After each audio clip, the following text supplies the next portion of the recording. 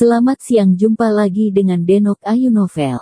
Bagaimana kabar sobat semua? Sebelum kita mulai cerita ini, ayo silakan subscribe, like, komen, share dan nyalakan loncengnya untuk mendapatkan notifikasi terbaru ketika Mimin upload videonya. Menantu terbaik bab 547, gua saja. Lin Yu mengambil apa yang ada di tangannya dan melihat lebih dekat. Kemudian wajahnya berubah. Dan dia bertanya kepada Anne dengan cemas, "Ani, dari mana asalmu?" Ani menyentuh kepalanya. Saya tidak menyangka Lin Yu akan begitu ingin tahu tentang batu kecil, dan berkata dengan santai, "Batu itu baru saja dilemparkan oleh monyet. Itu mengenai kepala saya, tersangkut di rambut saya, dan diambil oleh saya. Meraihnya di tanganku dan lupa membuangnya." Ketika mereka dikejar oleh monyet, mereka menggurui dan melarikan diri. Tapi yang mengejutkannya adalah ekspresi Lin Yu tiba-tiba berubah ketika dia mendengar kata-katanya, dan dia berkata dengan terkejut, "Apa katamu? Ini dilemparkan oleh monyet?" "Ya, ada apa?" Melihat Lin Yu sangat terkejut, Ani tidak bisa menahan rasa ingin tahunya, dan menoleh untuk melihat batu kecil di tangan Lin Yu. Tetapi ketika dia melihat apa yang ada di tangan Lin Yu, dia tidak bisa menahan diri untuk tidak berkata, bertanya-tanya, "Ini. Apa ini?" Saya melihat bahwa apa yang dipegang Lin Yu bukanlah batu sama sekali, tetapi ornamen seperti batu putih bulat dengan celah kecil dan rapi di tubuhnya dan beberapa pola rumit di sekujur tubuhnya. Benda ini disebut Yu Jue. Lin Yu membalik Jue giok di tangannya dan berkata kepada Ani, "Ini terbuat dari giok putih dengan tekstur halus." Yu Jue. Ani mengedipkan matanya dengan bingung, apa yang dilakukan Yu Jue? Mengapa itu muncul di tangan monyet-monyet itu? Dia memiliki pemahaman tertentu tentang giok Tiongkok, mengetahui bahwa itu adalah batu yang sangat berharga, tetapi dia tidak tahu tentang apa yang disebut Lin Yu sebagai jade Jue, dan dia bahkan tidak dapat membayangkan bagaimana hal-hal yang begitu berharga akan muncul pada monyet-monyet ini. Tangan. Iya, aku juga bertanya-tanya, bagaimana mungkin itu muncul di tangan sekelompok monyet? Lin Yu menyipitkan matanya dan melihat ke arah pengerjaan yang sangat indah, tetapi Jue gioknya sedikit usang, dan dapat dinilai bahwa Jue giok kemungkinan besar adalah peninggalan budaya dinasti Han. Tapi harus kukatakan, benda ini sangat indah. Ani dengan rasa ingin tahu mencondongkan tubuh ke depan dan memperhatikan Yu Jue di tangan Lin Yu, dan tidak bisa menahan nafas. "Kamu belum memberitahuku untuk apa benda ini." "Ya, di zaman kuno, itu banyak digunakan sebagai ornamen untuk wanita, beberapa mirip dengan anting-anting hari ini." Lin Yu berpikir sejenak, dan menjelaskan kepada Ani, "Seperti biasa, hal semacam ini datang berpasangan, tapi..." Subang. Mata Ani langsung melebar ketika dia mendengar ini. Sebelum Lin Yu bisa selesai berbicara, dia mengambil batu giok dari tangan Lin Yu dengan sedikit kegembiraan, lalu meletakkannya di telinganya, dan bertanya pada Lin Yu dengan penuh semangat. Berkata, "Bagaimana, apakah itu tampan? Kamu cantik dan terlihat bagus dalam segala hal yang kamu kenakan." Lin Yu tersenyum padanya, dan kemudian menjelaskan tanpa daya, "Namun, benda ini pada dasarnya dipakai oleh orang mati." "Apa?" Wajah Ani langsung memucat, dan dia membuang Yu Jue di tangannya ke samping. Mata Lin Yu cepat, dan dia membanting, meraih Yu Jue di tangannya, dan berkata kepada Ani, "Sayang sekali membuang barang yang begitu berharga."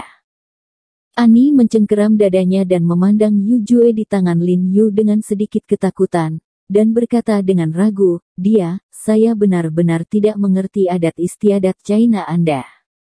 Hal-hal indah seperti itu sebenarnya disiapkan untuk orang mati, tetapi karena mereka sudah mati, seharusnya ada di dalam kuburan. Apakah ada makam kuno di sini?" Meskipun Ani bukan orang Tionghoa, dia dapat menebak bahwa meskipun batu giok dibuat dengan sangat indah, bahkan jika dipakai oleh orang mati, itu pasti orang mati dengan identitas yang luar biasa, jadi itu berarti pasti ada kuburan kuno di hutan ini. Lin Yu melirik Ani dengan penuh penghargaan, berpikir bahwa wakil presiden adalah wakil presiden, dia benar-benar pintar. Secara teoritis, seharusnya ada kuburan kuno, tetapi tidak menutup kemungkinan bahwa orang-orang di luar hutan yang membawanya masuk. Lin Yu berpikir sejenak dan berkata, jika seseorang dari luar membawanya masuk, itu berarti orang tersebut mungkin sudah mati. Pergi, ayo kembali dan temukan monyet-monyet itu. Lin Yu mengerutkan kening dan berpikir sejenak, lalu memimpin Ani untuk berjalan kembali. Jika giok ini benar-benar dibawa oleh orang luar, jika Anda menemukan tubuh orang itu, mungkin Anda dapat menemukan sesuatu yang berguna, atau dari sana temukan petunjuk untuk pergi keluar dari diri orang tersebut. Meskipun saya tidak yakin apakah saya bisa mendapatkan sesuatu, itu lebih baik daripada jika mereka terus seperti ini. Wajah Ani berubah, memikirkan ketakutan didominasi oleh monyet barusan, dia sepertinya memiliki ketakutan yang masih ada. Lin Yu melihat kekhawatiran N, dan segera melepas jaketnya, menutupi kepala N, dan tersenyum padanya, sembunyi di belakangku sebentar.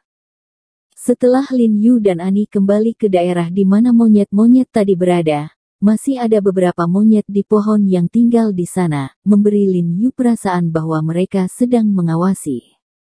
Setelah melihat Lin Yu dan Ani, sekelompok monyet berteriak lagi, memamerkan gigi tajam mereka dan memasang ekspresi menakutkan, membuat Lin Yu dan Ani ketakutan. Lin Yu langsung mengambil batu dari tanah, dan kemudian secara akurat melemparkannya ke monyet di pohon, menabrak pintu depan monyet. Monyet itu kesakitan dan segera berteriak, dan monyet lainnya juga tampak sangat terkejut. Saya tidak berharap Lin Yu melarikan diri sekarang, dan sekarang dia berani membunuhnya kembali, dan itu sangat merajalela. Mereka segera berteriak pada Lin Yu, dan pada saat yang sama mereka menarik buah dan cabang pohon dan melemparkannya ke arah Lin Yu. Lin Yu menyerahkan N di punggungnya, lalu mencibir monyet-monyet itu, menangkap apa yang mereka lempar dengan tepat, dan melemparkannya kembali dengan jentikan tangan. Monyet-monyet itu dipukuli dan dijerit. Melihat bahwa mereka bukan lawan Lin Yu, mereka bergegas menuju Sun Lin lagi, jelas ingin terus mencari bantuan dari rekan mereka seperti yang mereka lakukan sebelumnya. Ketika Lin Yu melihat ini, dia segera mengikuti N dan berjalan ke dalam hutan. Tetapi ketika mereka berjalan, mereka tiba-tiba menyadari bahwa langit menjadi gelap dengan kecepatan yang sangat cepat, dan kemudian hanya mendengar suara guntur yang membosankan, dan langit mulai turun hujan dengan cipratan. Ani gemetar karena guntur, dan meraih lengan Lin Yu. Tidak apa-apa, pegang tanganku. Lin Yu mencengkeram tangan Ani erat-erat dan lari dengan cepat bersamanya. Sejak mereka mulai mengejar monyet, mereka tidak bisa menyerah di tengah jalan, bahkan jika mereka tidak mengejar monyet, mereka tidak tahu kemana harus pergi berteduh dari hujan. Sekelompok monyet juga berteriak di tengah hujan. Mereka dengan cepat menyambar tanaman merambat dan dahan dan melompat ke depan. Kadang-kadang, beberapa di antaranya tidak tercengkeram. Satu terhuyung-huyung dari udara dan jatuh ke tanah, menjerit, lalu dia segera bangkit dan dengan cepat memanjat pohon itu, lalu berlari masuk lagi sambil memegang pokok anggur. Awalnya, Lin Yu dan yang lainnya tidak dapat mengikuti monyet, karena jalan gunung terlalu sulit untuk dilalui, dan Ani adalah seorang gadis, dan tidak dapat berlari cepat. Namun, monyet-monyet ini langsung melambat setelah terluka, dan Lin Yu nyaris tidak mengikutinya. Di saat ini, hujan semakin deras dan lebat, dan hujan deras di dedaunan. Lin Yu dan yang lainnya berlari bersama monyet selama lebih dari 40 menit sebelum mereka lari keluar dari hutan. Mereka melihat medan melambat sebelum mereka muncul. Sebuah gua besar. Monyet-monyet itu bergegas masuk ke dalam gua tanpa terkecuali, lalu tidak ada gerakan. Lin Yu membawa Ani ke dalam gua dan kemudian berhenti. Dia melihat pernis hitam terbentang dari gua. Dia tidak bisa melihat apa yang ada di sana. Monyet-monyet telah menghilang. Seluruh gua diam. Tidak bisa mendengar gerakan sedikit pun. Lin Yu menyeka hujan dari wajahnya dan mengeluarkan senter dari ranselnya untuk memotret gua, namun, cahaya senter terlalu terbatas. Setelah puluhan meter, gua itu sangat dalam. Dalam hal ini, Lin Yu secara alami tidak berani membawa Ani ke dalamnya, dan mereka berdua basah dengan pakaian mereka sekarang. Sangat tidak nyaman, Lin Yu berencana mengeringkan pakaian terlebih dahulu. Ani memandang jauh ke dalam gua yang gelap, dan sedikit kepanikan melintas di wajahnya. Aku akan menyalakan api, ayo keringkan dulu bajunya. Lin Yu memotong sebuah pohon kecil dan beberapa semak di pintu masuk gua, lalu melipat batangnya menjadi kayu bakar, dan menggunakan korek api untuk menyalakan api. Kemudian Lin Yu melepas celananya, karena dia masih mengenakan celana petinju olahraga, jadi dia tidak takut untuk lari keluar, mengambil celana, duduk di samping perapian dan memanggang. Sedangkan untuk jaket di tubuhnya sudah diberikan Ani, sehingga hanya tersisa rompi kecil yang bisa segera dikeringkan. Tapi Ani berbeda. Dia memakai mantel Lin Yu dengan dahan, tapi dia tidak tahu apa yang harus dia lakukan dengan mantelnya sendiri. Dia menggenggam kancing mantelnya, wajahnya memerah, dan dia tampak sangat malu. Lin Yu tidak bisa membantu tetapi dengan rasa ingin tahu berkata, Ani, ada apa denganmu? Lepas mantelmu dan panggang di dekat api, betapa tidak nyamannya berpakaian seperti ini. Ani menunduk, menggigit bibirnya erat-erat, dan ragu-ragu untuk tidak mengatakan apa-apa. Apakah kamu memakai pakaian di dalam? Melihat penampilannya yang bengkok, Lin Yu tidak bisa membantu tetapi mengerutkan kening dan bertanya dengan bingung.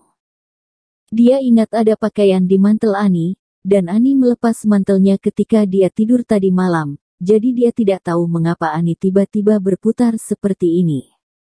Ani ragu-ragu sejenak, pakaian basah di tubuhnya benar-benar tidak nyaman, jadi dia masih tidak bisa menahan resleting di mantelnya, memperlihatkan rompi di dalamnya.